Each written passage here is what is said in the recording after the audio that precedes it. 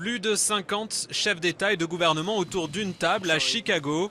Un spectacle d'unité entre les alliés de la coalition en Afghanistan.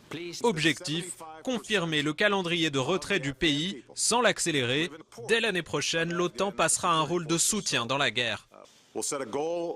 Nous allons fixer un objectif pour que les forces afghanes prennent en main les opérations de combat dans tout le pays en 2013, l'année prochaine, pour que les forces de la coalition puissent passer à un rôle de soutien.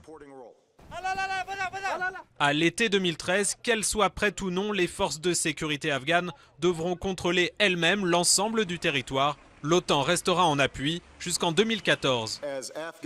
Les Afghans se lèvent et ils ne seront pas seuls. Mais comment financer l'armée et la police afghane après 2014 ? Washington et Kaboul assumeront plus de la moitié des coûts. Les alliés sont priés de mettre la main à la poche, mais beaucoup de pays, dont la France, n'ont pas dit combien ils étaient prêts à payer. Nous n'avons pas fixé de montant. Nous ne sommes pas liés par ce que peut faire l'Allemagne ou d'autres pays. Et nous avons une condition qui est de savoir si les éventuelles contributions, compris celles que nous pourrions apporter, seront effectivement contrôlées.